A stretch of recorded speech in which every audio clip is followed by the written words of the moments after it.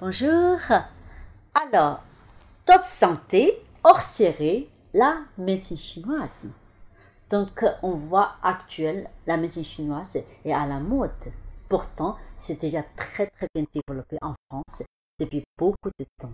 La France est un pays qui a plus développé la médecine chinoise à partir du XVIIIe siècle. Donc, Soulier Moran, qui est jésuite, qui est allé en Chine, qui a étudié la médecine chinoise, il a traduit beaucoup de sutras, il l'amène en France. La médecine chinoise à la mode, c'est pas par hasard, parce qu'elle correspond actuellement aux demandes de la société et surtout de l'homme, de ce qu'on appelle la santé et la bonne santé. La bonne santé, selon la médecine chinoise et selon aussi l'Organisation mondiale de santé, nommée la bonne santé, c'est un être qui est en l'équilibre physiologique et psychique ensemble.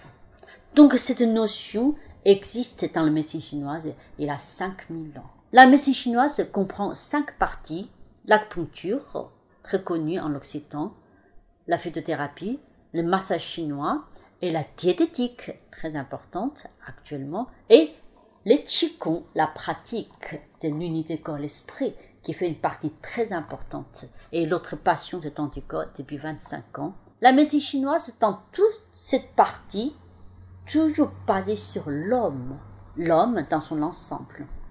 La médecine chinoise soigne l'homme, pas la maladie.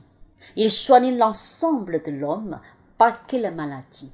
Donc cette notion de globalité qui vient du taoïsme et concrétise dans l'homme. Depuis 2000 ans, les Chinois soignent beaucoup de maladies avec cette médecine millénaire de sagesse. Donc, ils donnaient aussi un grand terrain de développement parce qu'actuellement, dans le monde, on se rend compte que beaucoup de maladies, c'est ni psychisme ni physiologique. C'est le terrain de mauvaise communication. C'est l'être dans son système qui manque de communication. Manque aussi sa relation avec le monde. Donc, pour simplement expliquer la médecine chinoise, il est constitué par 3 systèmes. Le système des méridiens, même pour ceux qui ne connaissent pas, ou même pour ceux qui ne sont pas d'accord, qui se méfient de l'existence des méridiens, qu'importe. Méridien, c'est un passage du souffle énergétique. C'est le passage du vie. C'est le passage qui relie tous les corps physiologiques avec le psychisme. Et puis, c'est dans lequel il circulait le qi, le sang. Le qi, c'est celui qui fait circuler le sang. C'est le moteur de la vie. Le sang, c'est pas que le sang dans la médecine occidentale. C'est tout ce qui flue, tout ce qui est en mouvement, y compris le liquide organique, tous les hormones, tout ce qui entraîne la vie humaine dans cette clarté. Donc, les systèmes méridiens, poétiquement, aussi intellectuellement, il relie notre corps humain à l'intérieur avec les organes, à l'extérieur avec chaque partie du corps jusqu'aux extrémités. Donc c'est un réseau de globalité très concret. Et puis le système de 5 organes, commencé par le foie, le printemps, et le bois, et l'été, c'est le cœur, c'est aussi relié avec le feu, passion de vivre, l'ouverture du cœur. Et puis après, la rate reliée avec la terre, on dit que c'est l'intersaison, ou puis on peut le placer après l'été, avant l'automne. La rate, très important, qui est un élément de l'harmonisation, donc le centre, le métal et le poumon, l'automne, puis le rein, très important, relié avec l'hiver, et puis relié avec l'eau et feu, le cœur et le rein.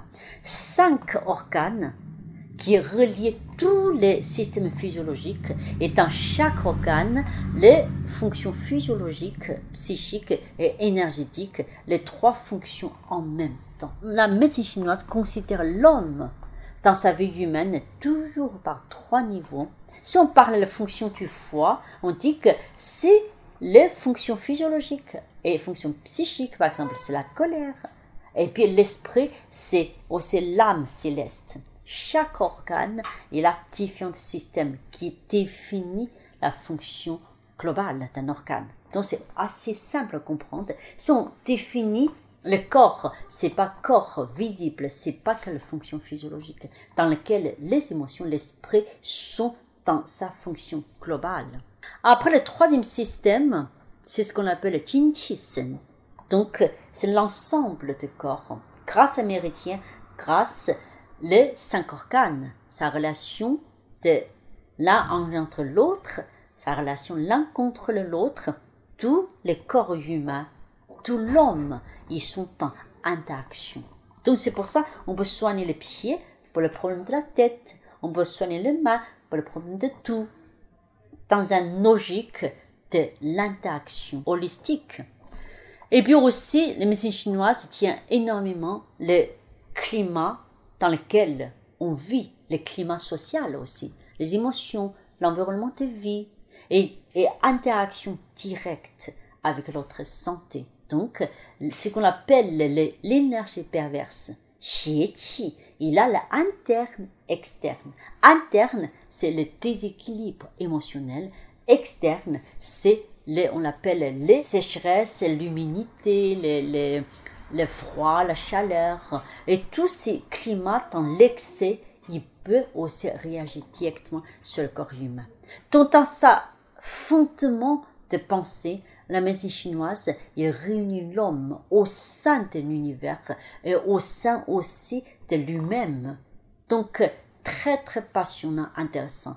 Et tous ces outils diététiques, c'est un respect vis-à-vis de l'autre corps et l'écologie. Et puis, l'acupuncture, par l'aiguille, il peut stimuler ces 3 systèmes des organes, le massage, l'art de toucher, et puis aussi la pratique du Qigong, qui joue un rôle extrêmement important depuis toutes ces années, parce qu'il apprend à l'homme de maîtriser sa santé à la main. C'est pour cette raison aussi le Qigong est beaucoup développé en Occident. Et nous sommes persuadés que dans le futur, dans la société actuelle, la médecine chinoise va développer beaucoup plus, parce qu'il répond profondément à l'attente de l'être humain dans la société moderne.